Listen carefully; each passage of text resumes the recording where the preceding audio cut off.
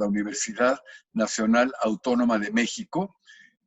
Ha sido profesora de asignatura en la misma universidad durante 9 años y también ha sido docente en la Escuela Nacional de Antropología e Historia. Realizó sus estudios de postdoctorado en la Universidad de Roma, Roma 3, financiada por el Consejo Nacional de Ciencia y Tecnología bajo la dirección de Manfredi Merluzzi. Recientemente ha sido investigadora externa de la University of Northern British Columbia en el Departamento of History Women's Studies y en el Departamento de Género, donde actualmente realiza una investigación postdoctoral bajo la dirección de Jacqueline Holler. Pertenece al equipo de investigación de Red Columnaria, Nodo, Representaciones y Autopresentaciones del Poder en las Sociedades y los Territorios de Frontera. Durante 10 años ha sido parte del Seminario Permanente Vida Conventual Femenina dirigido por el Dr. Manuel Ramos en Carso y ha sido becaria en el proyecto PAPIT, Escritos de Mujeres, siglos XVI a XVIII, en el Instituto de Investigaciones sobre Educación y la Universidad, dirigido por la doctora Clara Inés Ramírez. Sus temas de investigación giran en torno a la historia de mujeres y de género en los procesos de expansión de la monarquía católica a través de la fundación de diversas instituciones para mujeres. Su más reciente artículo, que se llama De monasterios a prostíbulos, las primeras instituciones femeninas en el sistema sexo-género hispano-latino durante el siglo XVI, publicado ya por la revista temática di Studi sulla Memoria Femminile de la Universidad de Ca' Foscari en Venecia en el 2020. Pues yo te felicito por tu amplio currículum a tu corta edad.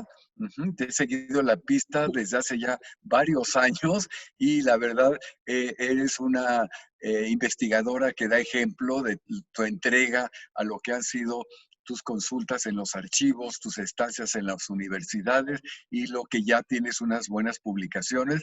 Así que nos da mucho gusto tenerte aquí como miembro del seminario permanente y del Centro de Estudios de Historia de México, Fundación Carlos Slim, que hemos dedicado estas 3 conferencias, 4 con la de la semana entrante, en torno a estos temas que a veces son poco conocidos por un público amplio. Y por eso es que una parte del seminario está presentando sus investigaciones y yo creo que eso es muy importante para salir del medio académico y estar en un público amplio, deseoso de conocer la historia de las monjas, que también es historia de México. Bueno, pues muchas gracias. Tienes la palabra, Diana. Bueno, pues agradecer la invitación. Estoy muy contenta de la invitación. Muy agradecida al doctor Manuel Ramos, que por allá de el lejano año 2007, cuando empecé mi tesis de licenciatura, me recuerdo que él fue mi sinodal y me dijo que si empezaba este tema de investigación era por algo, ¿no? Que en realidad yo no lo había escogido al tema de la investigación, sino que este tema, ¿no? Las monjas me habían escogido a mí. Y bueno, pues después de varios años y bueno, y también de su asesoría muy importante en todas las tesis que he realizado y del continuo trabajo en el seminario de escritos de monjas, pues me fui especializando en la orden concepcionista, que es el tema que he trabajado durante bastante tiempo. Y bueno, yo primero inicié investigando el convento de la Concepción de María Jesús, convento de Jesús María, que se había fundado en 1583. Después, en la maestría, me dediqué a investigar el primer convento de México, que se va a fundar en la Nueva España, que va a ser el convento de la Concepción. Y me fui yendo cada vez más atrás y más atrás, y luego más adelante, ¿no? ¿Por qué? Porque el proceso de fundación de este primer convento en la Nueva España, que también va a ser el primero en América, va a ser un proceso muy complejo y muy largo, ¿no? Cuando hablamos de procesos de cuando hablamos de fundación estamos hablando de procesos, ¿no? Cada fundación o incluso, ¿no? Inclusive cada proyecto siempre es como es un proceso, ¿no? Y en este caso yo quiero hablar de cómo fue este proceso de fundación, tomando en cuenta los diferentes proyectos que existieron antes de que se concretara, ¿no? Así, bueno, muchas veces intentamos proyectos y no se dan, ¿no? Pues este va a ser un poco digamos, el contexto de la fundación del convento de la Concepción, ¿no? Vamos a tener diferentes proyectos que se van a dar en diferentes etapas de la historia de México hasta que se va a concluir. Entonces, bueno, vamos a empezar primero. Quería hablarles sobre el primer proyecto que se va a fundar. El primer proyecto que se va a intentar, que va a ser realizado en 1525, este proyecto, vamos a decir que va a ser el primer intento, ¿no? Va a ser un proyecto que va a proponer Rodrigo de Albornoz, que era el contador de la Real Audiencia. Lo va a proponer en 1525. O sea, imagínense, solamente 3 años después de la caída de Tenochtitlán, ¿no? En este momento es un momento de reconfiguración social, de que va a iniciar una nueva sociedad, y como en toda nueva sociedad que se está reconfigurando después, pues después de una guerra, se van a necesitar instituciones que puedan darle el carácter de otra sociedad, y van a ser instituciones que se van a necesitar para este funcionamiento, ¿no? Entonces, lo que va a pedir el contador de la Real Audiencia es que va a pedir que se construya un monasterio como los que existían en Flandes, como los que tenían las beguinas, ¿no? Este primer proyecto de monasterio, que no va a resultar, va a ser el primer intento, no va a resultar, va a estar en el contexto también de la petición de otro proyecto, que va a ser un colegio para los hijos de los caciques y señores de la tierra. ¿Qué pasa? Estamos en un momento en donde para que se pudiera dar los procesos de colonización, la corona y los frailes franciscanos para la evangelización van a comenzar a construir proyectos de evangelización, de disciplinamiento, diríamos, de aculturización también, para que ahí pudieran evangelizar a la población indígena. Pero, ¿quién de la población indígena? Bueno, no toda la población indígena. Primero, este intento se va a pedir que sea para la nobleza indígena, femenina y masculina. Ahorita que veamos rápido el PowerPoint, la imagen, bueno, está aquí, tengo la cédula, se las leo. Dice que para que los hijos de caciques y señores, muy poderosos señor, se instruyan en la fe, hay necesidad, nos mande vuestra merced, se haga un colegio donde les muestran a leer gramática y filosofía y otras artes, para que vengan a ser sacerdotes, que aprovecharán más el de que ellos saliera tal, y hará más fruto que 50 cristianos para atraer a los otros. Y también se servirá a vuestra majestad mandar un monasterio de mujeres en que se instruyan las hijas de señores principales y sepan la fe y aprendan a hacer cosas de sus manos, como hacían las beguinas en Flandes. Bueno, ¿de qué se trata este primer proyecto? Que no va a pasar. Él está diciendo, bueno, necesitamos mujeres que puedan evangelizar a otras mujeres. Y para esto sería bueno hacer un monasterio como los que tienen las beguinas en Flandes, este tipo de monasterios era más como digamos, un pequeño pueblo de mujeres, ¿no? Las beguinas vivían en pequeñas casas, no estaban en clausura, y ellas se retiraban y, bueno, hacían unos votos privados, digamos, con Dios y también con su confesor. Y bueno, esto era estructura, ¿no? Nos podremos imaginar que era así una pequeña cosa. Y bueno, lo importante de estas beguinas de Flandes, que es el primer proyecto que se propone, es que ellas se podrían mantener eh, de las cosas que harían de sus manos, ¿no? Que no necesitarían como dotes para ingresar al convento y que ahí podrían ellas evangelizar y educar a las hijas de los caciques y de los señores principales indígenas, ¿no? A las niñas nobles de la nobleza náhuatl. Bueno, este primer proyecto no va a pasar, pero sí van a pasar otros, ¿no? En este momento de transición, los frailes franciscanos y, bueno, Catalina de Bustamante, que, bueno, ese sería todo un gran tema, ¿no? Sobre los proyectos de evangelización femenina que se van a hacer entre 1525 y 1539, cuando vamos a tener el inicio del primer convento concepcionista, el primer monasterio concepcionista. Bueno, se van a hacer diferentes proyectos, diferentes casas monasterios que van a estar repartidas en diferentes partes del Valle de México y van a ser, lo que quería también aquí dejar muy claro, es que son proyectos análogos entre mujeres y hombres, ¿no? Es las instituciones que se van a estar pidiendo y el contexto en el que se va a fundar el proyecto, el convento de la Concepción, es un contexto en el que también se está a la par fundando instituciones para hombres similares, ¿no? Entonces, vamos a ver en todas las cédulas, vamos a ver en todos los documentos, vamos a ver en todo este proceso, que donde está toda la información referente a los diversos proyectos de monasterio femenino, siempre va a haber la contraparte, ¿no? Que van a ser los colegios para hombres, más que un monasterio, siempre se va a tratar de colegios, ¿no? Porque la primera idea de monasterio va a ser un monasterio que funcionara para la evangelización.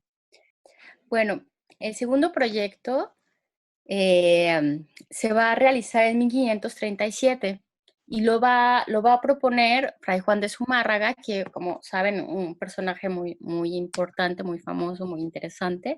Es el primer obispo y arzobispo de la Nueva España, de la Ciudad de México. Y bueno, él era uno de los, pues, de los propulsores de todo el proyecto de evangelización femenina.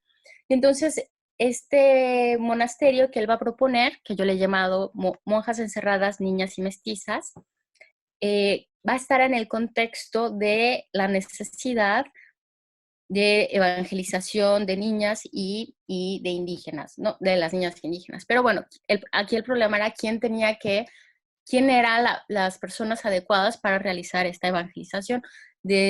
Bueno, esta es otra historia paralela y bueno, también relacionada porque, bueno, desde 1531 habían llegado beatas de España que habían fundado un monasterio de Indias y trabajaban como misioneras en diferentes monasterios, colegios, recogimientos que tenían establecidos los frailes franciscanos, pero ellas, digamos que salían y entraban, ¿no? Continuamente, es decir, no eran monjas de clausura. Entonces, en 1537 empieza una configuración, bueno, está este proyecto franciscano, que es el proyecto de Iglesia Indiana, que era, que contemplaba que los indígenas fueran sacerdotes y también que las monjas pudieran ser indígenas, ¿no? Este proyecto de Iglesia Indiana va a durar muy poco, bueno, está muy estudiado las razones que va a haber, y en este contexto, bueno, Fray Juan de Zumárraga va a proponer, aquí está la cédula donde él habla, va a proponer que se haga un monasterio donde en lo alto estén las mestizas y en lo bajo estén las hijas de los naturales. Entonces, el proyecto va a ser, ¿no? Que se tomen a las niñas a los 5 o 6 años y que se les encierre en un monasterio muy alto, con paredes altas, es decir, al estilo que estaban en los de Castilla, ¿no? Los de España, que ya son monasterios como los que ahora conocemos, ¿no? Más más los que tenemos en la mente, no como las beguinas. Y porque dice que conviene que estén encerradas, esto es una nota muy interesante, conviene que estén encerradas por la condición y costumbres de estos naturales, ¿no? Porque, bueno, va a haber muchos problemas con estas beatas que salían y entraban, y según lo que nos va a contar Fray Juan de Zumárraga, los indígenas eran también muy celosos de las mujeres, sobre todo las principales, y no les gustaba que las beatas entraran y salieran. Bueno, él lo dice así porque él prefería monjas encerradas como estaban en Castilla, debido a que, bueno, él había compartía todo la reforma de Cisneros, ¿no? Que, bueno, es otro tema que podríamos hablar bastante. Bueno, entonces su proyecto era que estas monjas fueran maestras de las naturales, y así no tendrían que ir a España para traer beatas, porque era como había estado funcionando. Entonces dice, no, en vez de que vayamos por beatas, mejor tenemos aquí monjas, y estas monjas que enseñan a las indígenas, y así vamos a hacer, así va a ser más fácil todo el proceso de evangelización, ¿no? Análogo a este proyecto va a estar el Colegio de Tlatelolco, ¿no? Como les digo, todo el tiempo vemos en paralelo, ¿no? Los proyectos para hombres, los proyectos para mujeres. Entonces, el proyecto análogo es el Colegio de Tlatelolco, que, bueno, es bastante famoso, ha sido bastante estudiado, ¿no? Bueno, si quieres podemos pasar a la que sigue.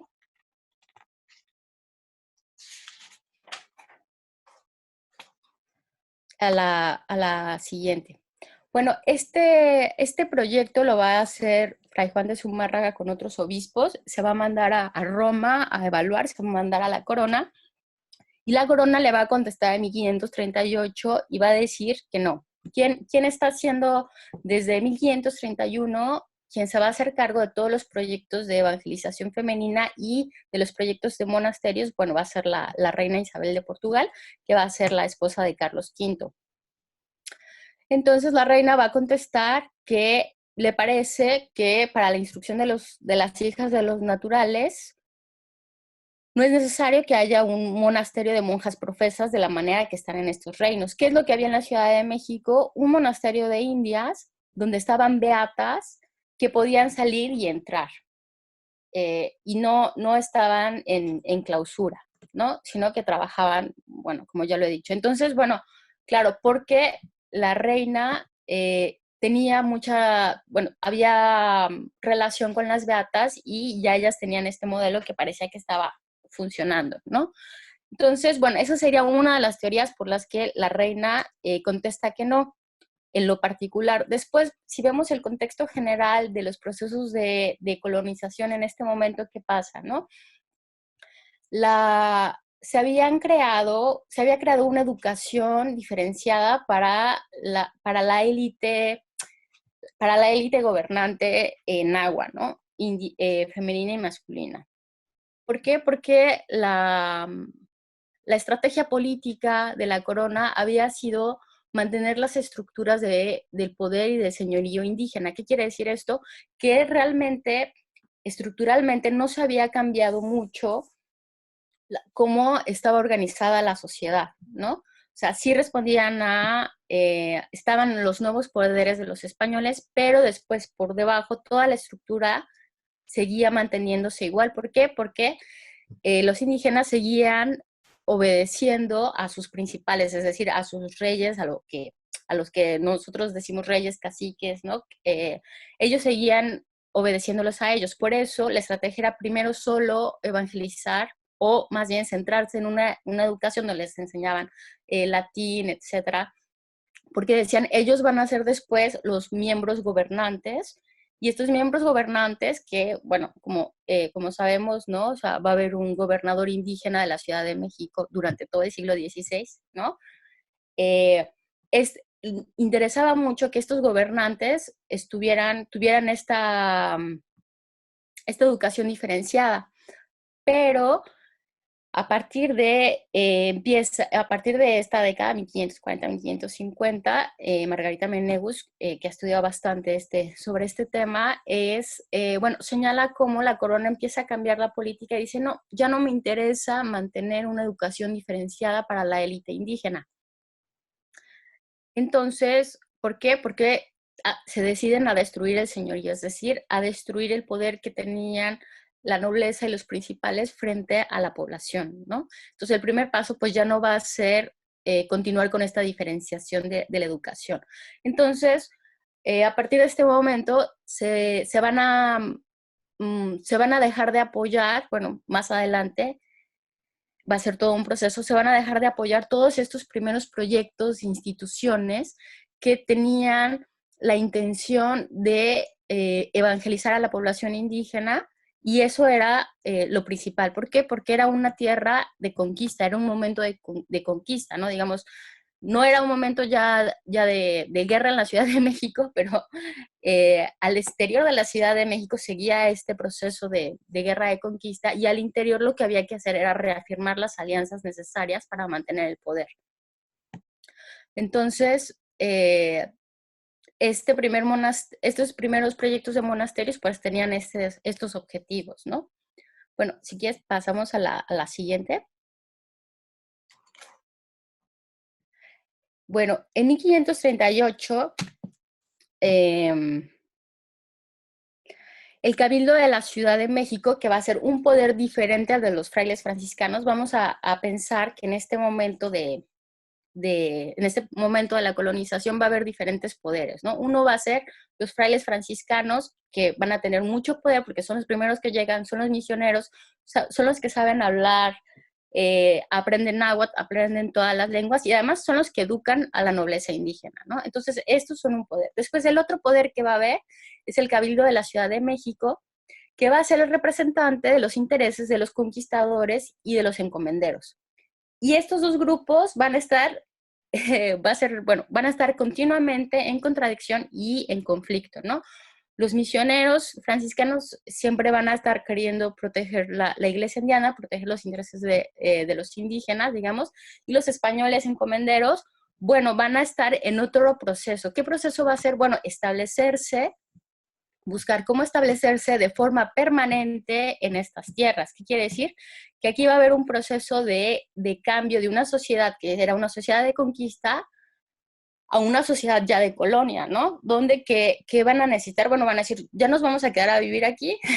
¿Qué necesitamos para vivir aquí? Si nosotros necesitamos las instituciones ¿qué instituciones necesitamos para reproducir toda nuestra vida social, económica, cultural, como teníamos en España? ¿Cómo empezamos aquí a crear una nueva sociedad? Y entonces van a empezar a pedir proyectos de instituciones para ellos, ya no para la evangelización indígena. Entonces, en 1538, el Cabildo de la Ciudad, va a pedir 3 instituciones. Es la Universidad para Españoles y Naturales, la Casa de Mansevilla, y un monasterio de monjas para españolas de la Orden de San Francisco y de Santo Domingo. Bueno, es muy interesante porque esta petición de estas 3 instituciones se encuentran en la misma cédula. Ahorita la vemos con más detenimiento. Y es interesante que las 2 primeras instituciones para mujeres en este momento que se van a pedir va a ser una casa de Mansevilla, que es, digamos, la casa de citas, el prostíbulo, y un monasterio de monjas, ¿no? Bueno, eso es bastante paradójico, ¿no? Seguimos este tema lo he tratado en ese artículo que estaba por ahí. Entonces, ¿qué va a contestar la corona? Va a decir que no, que tampoco. Va a decir que no dice, en lo que suplican seamos servidos de mandar a hacer en esta ciudad 2 monasterios de monjas, uno de la Orden de San Francisco y otro de la Orden de Santo Domingo para mujeres españolas e hijas de españoles, como quiera que vuestro intento es muy bueno y enderezado al servicio de Dios nuestro Señor, y bien de esta tierra, platicando acá ha parecido que al presente conviene más que se casen porque esa tierra se pueble. Bueno, este es, como vean, es un proyecto completamente diferente al de Zumárraga, ¿no? Zumárraga quería un monasterio de monjas para la evangelización indígena femenina. El proyecto del Cabildo, que es el proyecto de los encomenderos, dice, nosotros necesitamos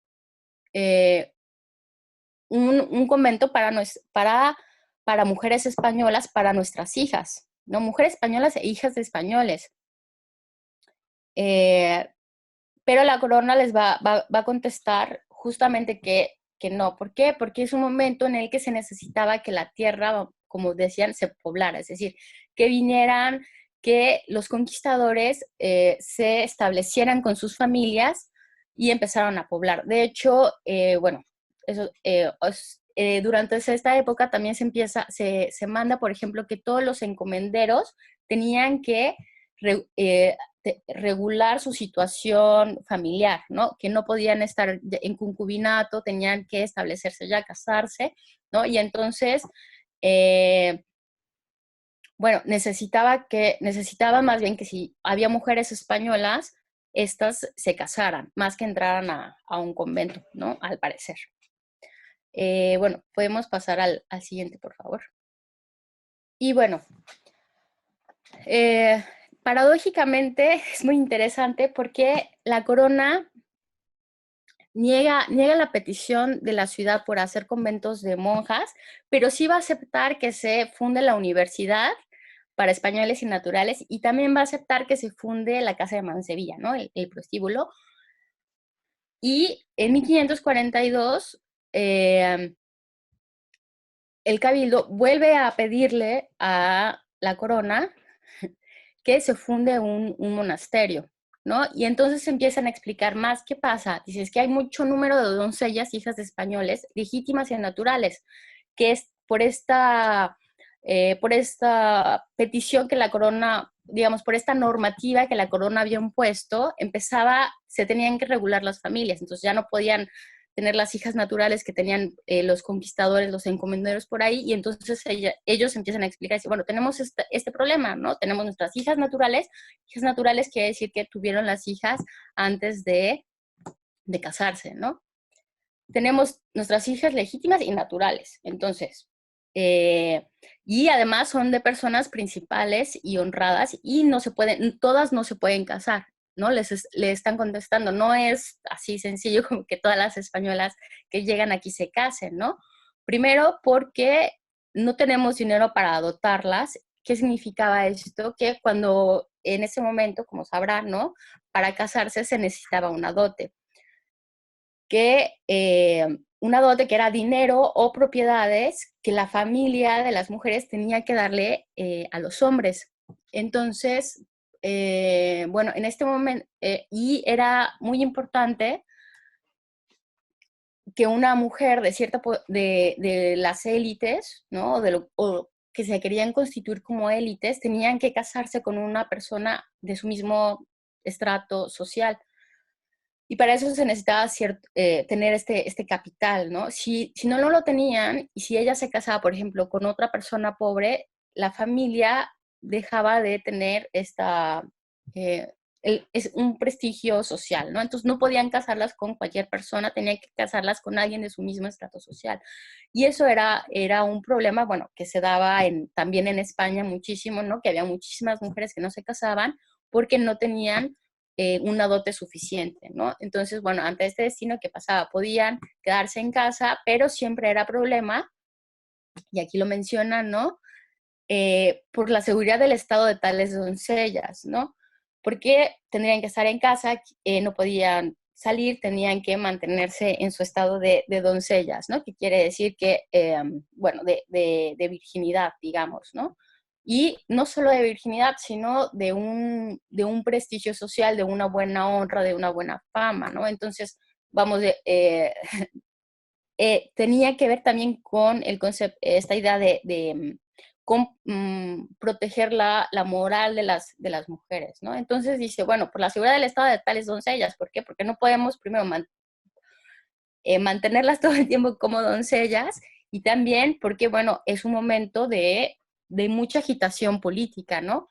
Y de mucho temor. Vamos a recordar que en este momento, más o menos, ¿no? Hablamos de 1540, 1552, hay 2000 personas de España, ¿no? Frente a una ciudad abundantemente, ¿no? En su mayoría, una ciudad indígena que está en constante tensión. Entonces, los españoles que están en la Ciudad de México en este momento están continuamente nerviosos, además hay continuamente enfrentamientos, ¿no? Y bueno, dicen, necesitamos un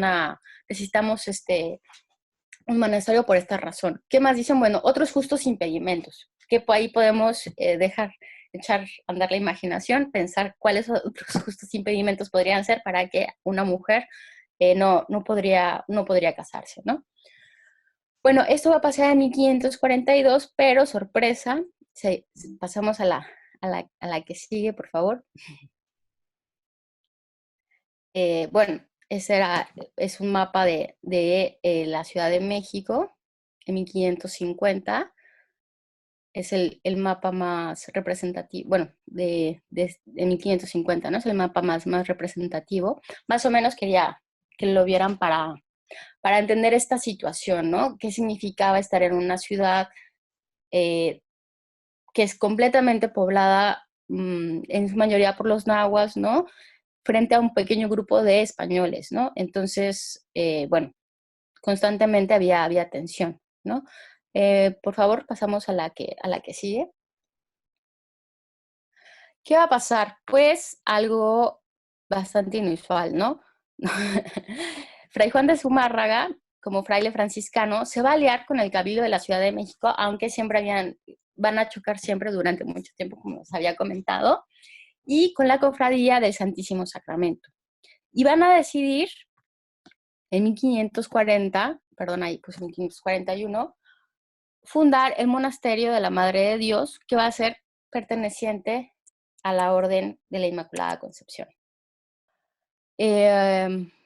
Bueno, ¿qué? ¿Qué van a hacer? Bueno, en este momento desesperado, la corona les dice que no. Primero lo intenta Fray Juan de Zumárraga, les dice que no. Le intenta el Cabildo de la Ciudad de México y les dice que no. Bueno, van a decir en 1540 que Fray Juan de Zumárraga comienza a darle profesión de monjas concepcionistas a diferentes mujeres españolas de la Ciudad de México, todas ellas relacionadas con la cofradía del Santísimo Sacramento. Si quieres, puedes pasar la que sigue, por favor. La que sigue, por favor. Sí. Bueno, va a ser Josefina Muriel, dice que, bueno, es la primera que señala que la fundación de este primer convento en 1540, de este primer monasterio, va a ser con ayuda de la Cofradía del Santísimo Sacramento, porque la Cofradía del Santísimo Sacramento y la Orden de la Concepción en España habían iniciado juntas, es decir, la fundadora, Teresa Enríquez, de la Cofradía del Santísimo Sacramento, llamada la Loca de Sacramento, que le decían, había sido parte de las mujeres del círculo con Isabel la Católica, de su círculo cercano, que habían organizado, que habían comenzado este proyecto de Orden de la Inmaculada Concepción. Entonces, esta cofradía ganó bastante representación y bastante poder frente al Papa, frente a Roma, y a esta cofradía, como a muchas otras cofradías también, van a llegar a tener un poder entre lo religioso y lo laico, que van a ser después también en las siguientes instituciones, en los siguientes monasterios e instituciones que se van a fundar, también van a tener un papel muy, muy importante, ¿no? Entonces, se le va a dar a esta cofradía permisos para que pudieran fundar monasterios de mujeres y colegios. Entonces, lo que van a hacer los cofrades es, amparados en esta bula del Papa Paolo III, con esta legitimación que había, van a decir, bueno, vamos a fundar este monasterio, que va a ser el monasterio de la Madre de Dios, y va a ser de la orden concepcionista, como, porque por esta relación estrecha que hay entre la orden concepcionista y la Cofradía del Santísimo Sacramento. Después, bueno, vamos a ver también que en Perú va a pasar lo mismo, ¿no? Va a ser la orden, va a ser la Cofradía del Santísimo Sacramento relacionada a la fundación del convento de la Concepción. Entonces, bueno, esto va a ser una especie de desobediencia, digamos, a la corona, ¿no? ¿Por qué? Porque la corona está diciendo en 1539, no, quiero que las españolas se casen. Pero esta era una necesidad más fuerte. Entonces, lo que se hace es que en el monasterio que se había fundado en 1531, en el contexto de la evangelización indígena, que había estado creado por beatas, van a decir, bueno, donde estaba este monasterio, donde ya no están muchas principales indígenas porque ya se estaban abandonando estos proyectos, vamos a meter acá a las nuevas monjas, a las mujeres que quieren profesar como monjas religiosas, van a empezar a profesar en 1541, y así va a iniciar este primer convento concepcionista de la Nueva España, ¿no? Sobre esto hay muchísimas otras interpretaciones, ¿no? La historia y la historiografía es siempre así, ¿no? Somos detectives buscando pistas diversas en diversas partes, pero bueno, podemos más o menos llegar a esta conclusión. Va a ser un proceso, bueno, bastante complejo porque en esta misma institución, bueno, van a seguir habitando, obviamente, mestizas, ¿no? Porque estas hijas naturales de las que estamos hablando, muchas van a ser mestizas, muchas de las hijas de los conquistadores y de los encomenderos que tuvieron antes de formalizar sus familias, estamos hablando de mestizas, e incluso, bueno, después se va a fundar una institución específicamente para mestizas y mestizos, ¿no? Para niñas mestizas y para niños mestizos, ¿no? Muy pronto. Sería como la siguiente fundación que sigue después de la fundación del monasterio de monjas concepcionistas, ¿no? Bueno, lo hablaríamos en 1552, que se funda este colegio para mestizos y mestizas. ¿Por qué? Porque hay muchas cédulas muy pronto que están hablando, que nos hablan del problema de qué hacer con las mestizas, y estas mestizas andan muy perdidas, están dando mal ejemplo de cristianos, incluso hay mestizos, hay niños hemos encontrado niños mestizos arrojados en la calle, ¿no? Entonces, bueno, ahí había un problema fuerte también que había que ser solucionado, ¿no? Pero, bueno, principalmente, ¿quién va a necesitar este monasterio de monjas españolas? Bueno, los hispanos, ¿no? Los primeros pobladores hispanos. ¿Por qué? Porque tenía que ver con toda una organización familiar, y con la idea de ascender y constituirse como élite. ¿Por qué? Y legitimarse, ¿no?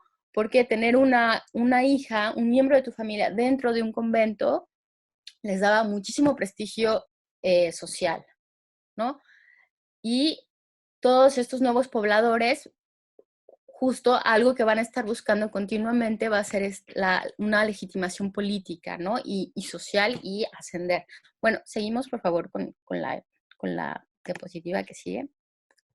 Bueno, así va a ser que en 1587, ¿no? Cuando empiezan a revisar los papeles del convento de la Concepción.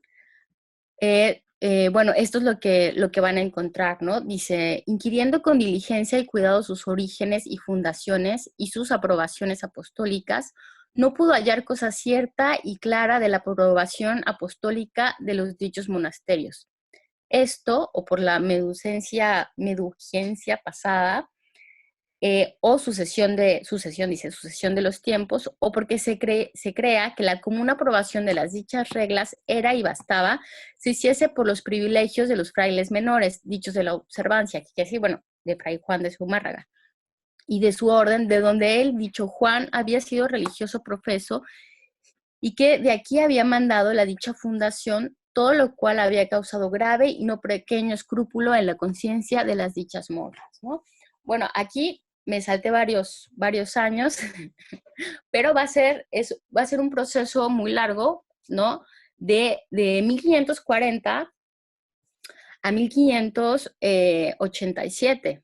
Imagínense cuánto tiempo en el que, bueno, se va a reconocer ya que va a ser un convento concepcionista, ¿no? Va a ser más o menos a mediados en la década de los 50, que va a dejar el nombre de Monasterio de la Madre de Dios y se le empieza a ver en los documentos como Convento de la Concepción y luego ya tendrá su nombre completo, que será el Convento de Nuestra Señora de la Inmaculada Concepción, ¿no?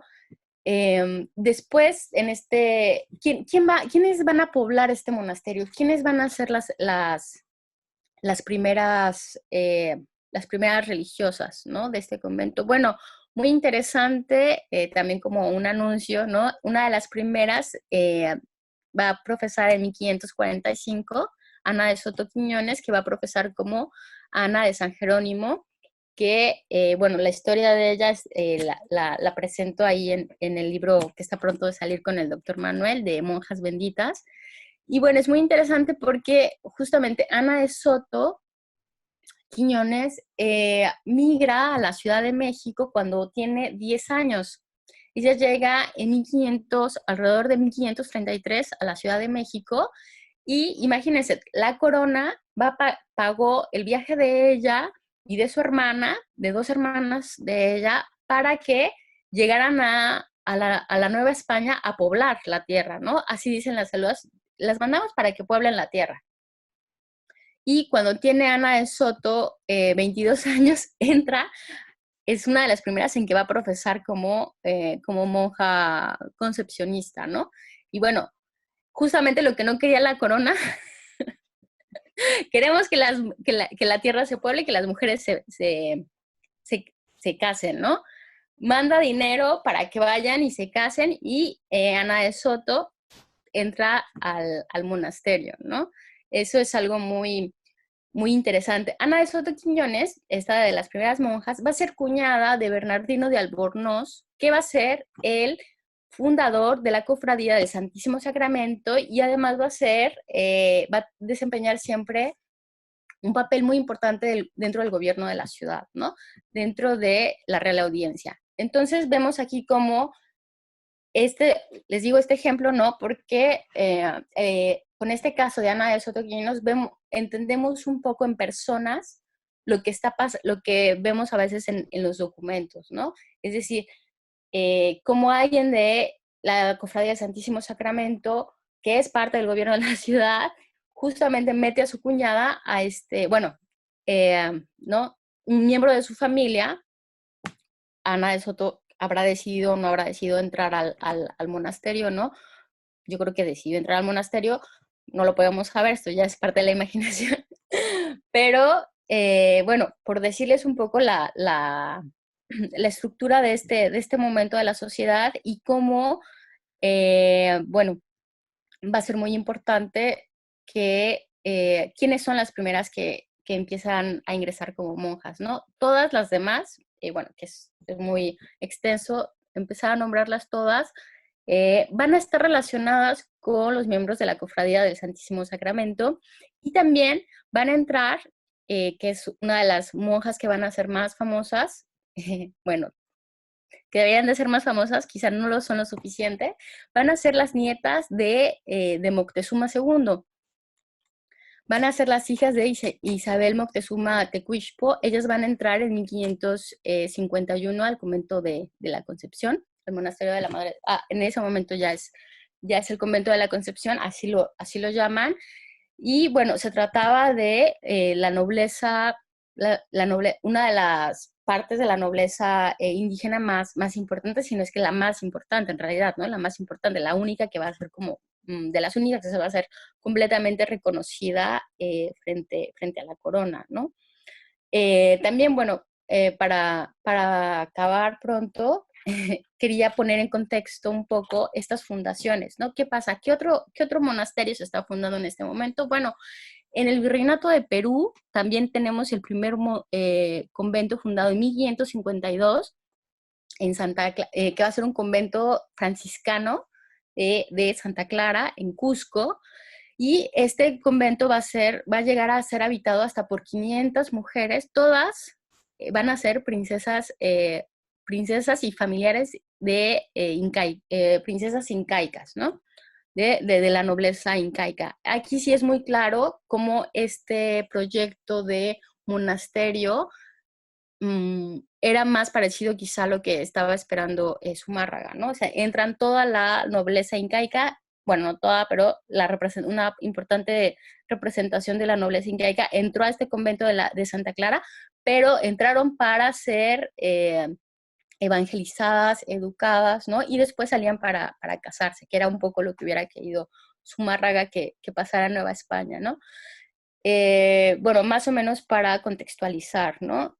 También va a haber después otros recogimientos que se van a dar, quizá previos, pero como monasterios, pues tendríamos estos dos, ¿no? El primero en Nueva España, el segundo en Virreinato de Perú. Y bueno, muy interesante ver cómo se intenta un proyecto, no se da. El Cabildo de la Ciudad de México dice, no, yo quiero un convento de San Francisco, uno de Santo Domingo. Zumárraga quiere un convento para evangelizar, para seguir con la evangelización indígena. Y al final lo que pasa es como una mezcla de todo, ¿no? Y una mezcla también, la fundación de este primer convento, digamos, va a ser el resultado de unas alianzas políticas importantes, ¿no? Y es muy interesante también cómo los primeros pobladores, los encomenderos, junto con los frailes, toman en su mano, a través de la cofradía, que este es un instrumento como laico, y crean instituciones que ellos necesitaban y que la corona no estaba pudiendo entender en ese momento sus necesidades, ¿no? ¿Por qué necesitaban un convento en ese momento, ¿no? Entonces, muy interesante esta proactividad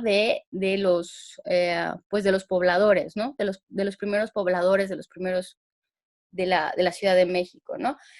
Y muy paradójicamente, y con esto concluyo, como les había comentado, ¿no?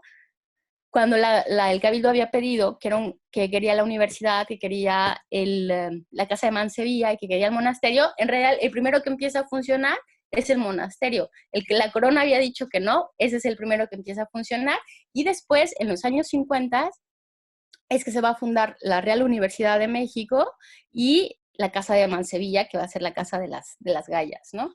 Bueno, eso, bueno, eso es algo muy, muy, muy interesante de analizar también, ¿no? Y con lo que podemos entender cómo hay instituciones que empiezan a existir antes que esté el papel y cómo hay muchas instituciones que existían ya en el papel, pero no existían en la realidad, ¿no?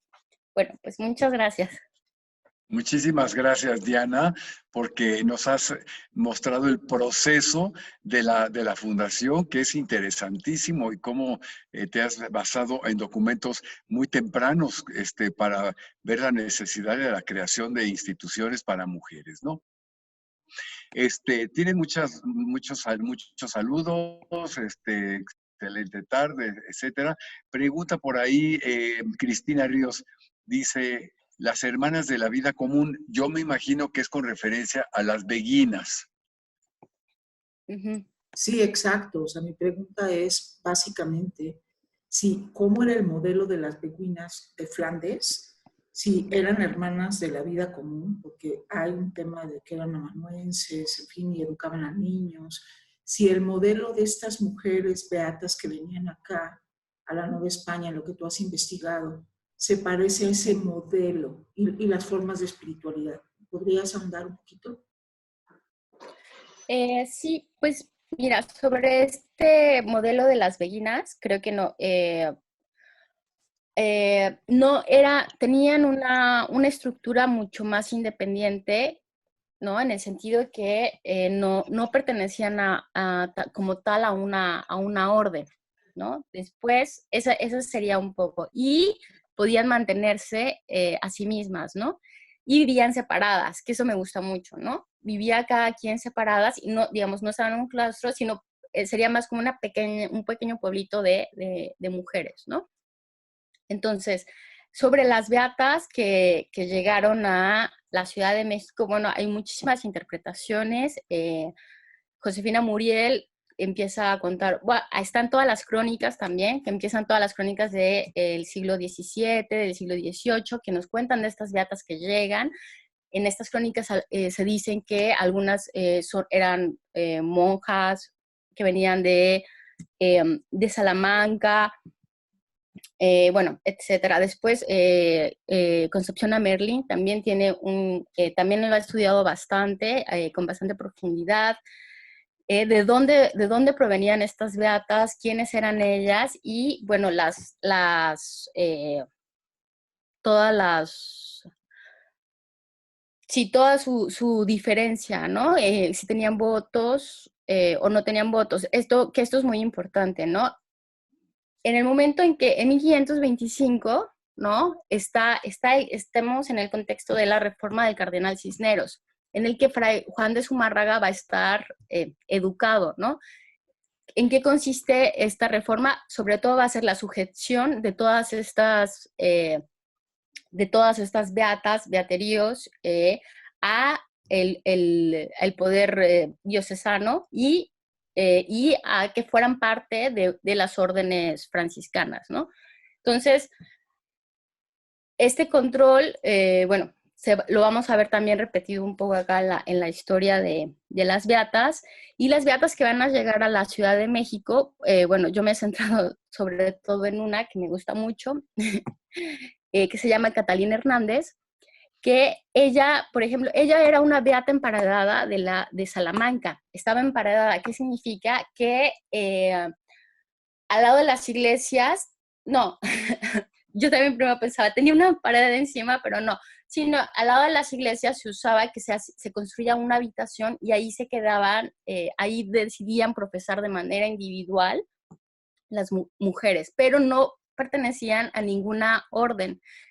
Y bueno, se quedaban ahí orando.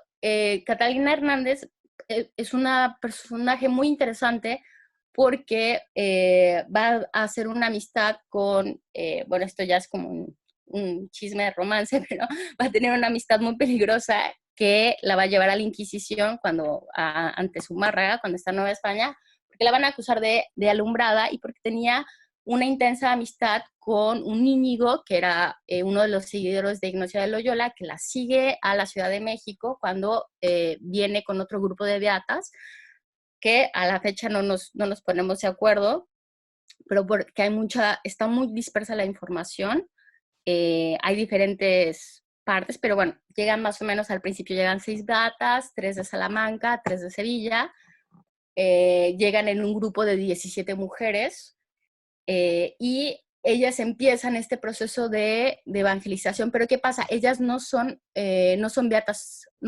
profesas, y muy pronto queda aclarado. ¿Por qué? Porque van a entrar inmediatamente en conflicto con Fray Juan de Zumárraga, que quería beatas profesas o monjas de castilla. Dice, ustedes salen fuera de casa, ellas dicen, nosotros no profesamos, no debemos obediencia a la orden franciscana.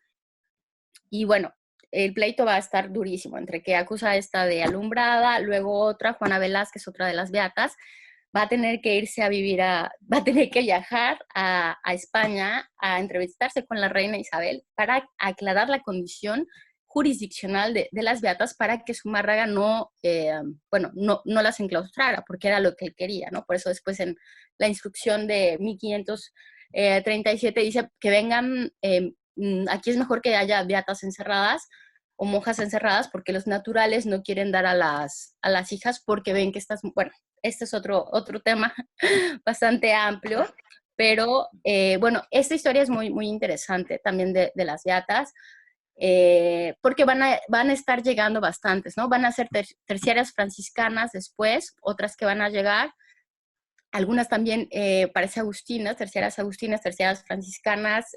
Bueno, es una historia bastante compleja, bastante extensa y, bueno, que es necesario profundizar. Diana, tienes una pregunta muy interesante de Carlos que dice, físicamente, ¿dónde se ubicó este convento? Sí, bueno, el inicio del convento o del monasterio va a estar en la calle Moneda, en lo que es actualmente la calle Moneda. Y bueno, según es también un tema bastante controversial en este momento en la historiografía. Yo estoy trabajando sobre este asunto, ¿no? Porque es bastante difícil situarlo. Como les decía, hay bastantes siempre diferentes tipos de fuentes, pero donde yo lo ubico, que ahorita, bueno, estoy trabajando en mi libro, que espero pronto salga, sería que estaría en lo que sería el palacio, en la parte trasera del Palacio de Cortés, que después van a ser 2 edificios que compró Zumárraga, y uno de esos edificios que compró Zumárraga, que es donde se van a empezar a establecer las beatas de 1531, bueno, correspondería a una base piramidal, ¿no? Más o menos por ahí. Perfecto. Hay una intervención de Iván que dice, dicen que en el convento hay un fantasma de María Ávila, que era hermana del conquistador Alonso de Ávila, y hasta hubo un juicio de la Inquisición. Bueno,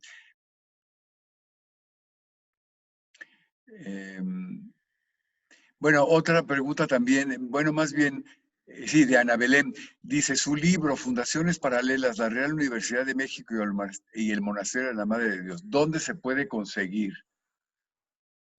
Sí, ahorita ya está en librerías, pero bueno, también tengo aquí una copia PDF. Sí, sí, Se las sí. puedo facilitar con mucho gusto. Ok, José Luis Curiel, pero esto es para otra conferencia, yo creo. Dice, ¿cómo se ve el proceso de fundaciones de otros conventos novohispanos? Te lo dejamos para que en otra conferencia nos hables precisamente de ello, ¿no?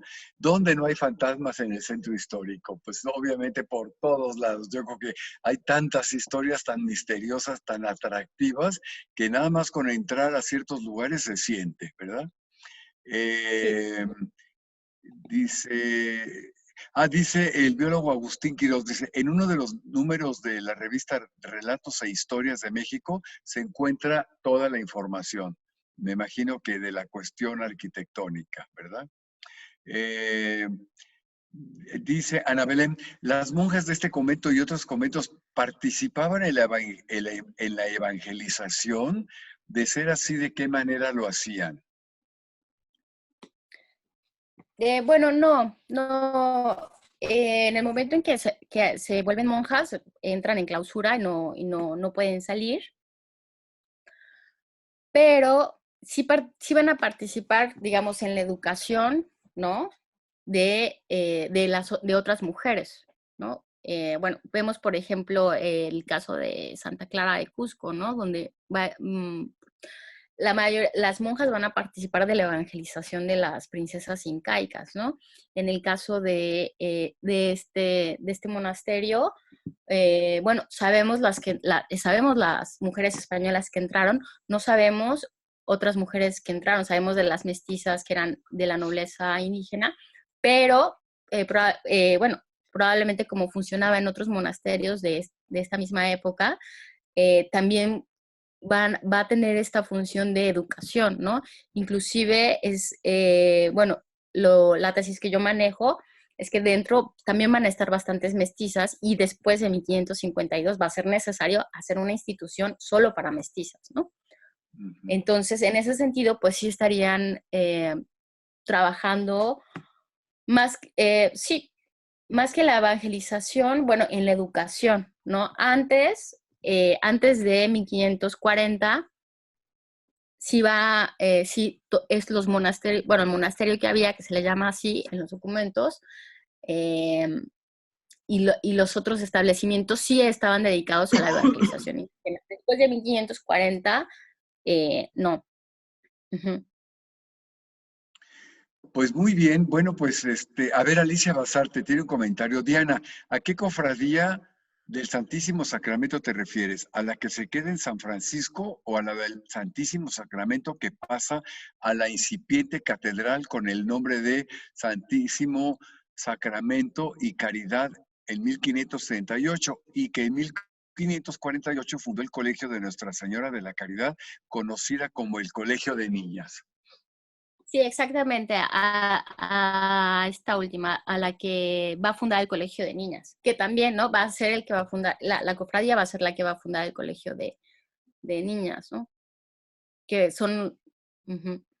Bueno, justamente son los mismos cofrades que están viendo el destino de sus hijas, ¿no? Y cómo, en qué instituciones van a estar. Uh-huh. Pues muy bien, si no hay otro comentario, pues te damos las gracias por tu compartir tu investigación tan interesante y nos queda muy claro cómo fue el proceso de fundación. Quedaría en otra ocasión, porque yo sé que has estado también en Perú, en otros monasterios, como en Arequipa, qué sé yo, la relación de las fundaciones en otros lugares, porque finalmente pues eran monjas, aunque no concepcionistas, pero que participaron inmediatamente en la invitación a muchas mujeres que quisieron ingresar a los conventos. Y me llama la atención ese dato que nos diste de 500 habitantes ahí en Cusco. Verdaderamente debe de haber sido algo, Sí. pues Y sí. claro, y todas o sea, todas pertenecientes a de la nobleza incaica, ¿no? Además, la economía espiritual del Cusco es un libro muy interesante.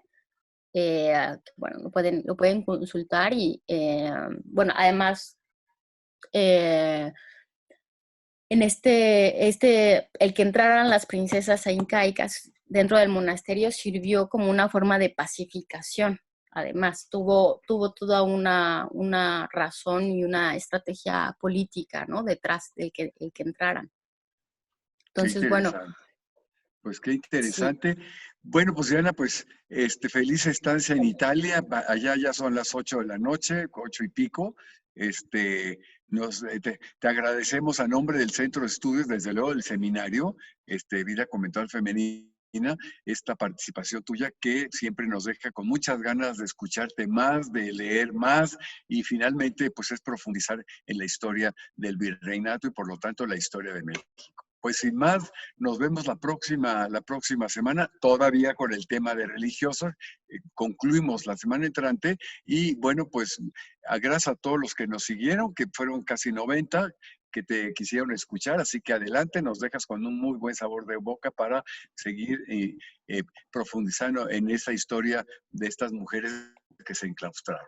Muchas gracias, nos vemos dentro de 8 días. Saludos y felicidades, Diana. Muchísimas ¿Tienes muchas gracias a felicitaciones todas por las ahí? personas. Un saludo muy fuerte a todas las personas que se pudieron conectar. Muchas gracias a la invitación y bueno, pues siempre una felicitación y un agradecimiento de que creas estos Pues muchas espacios gracias, tan Diana. importantes y tan interesantes. Y bueno, pues Muchas gracias. Y los textos que nos compartiste en el PowerPoint, que ciertamente son muy, pero muy importantes, ¿no? En otra ocasión, a ver si nos presentas físicamente al convento, cómo fue cambiando, etcétera. Pero bueno, esa es otra investigación. Muchas gracias. Nos vemos la semana entrante y que tengan muy buena tarde. Hasta luego. ok. Gracias. Hasta luego. Chao. Adiós.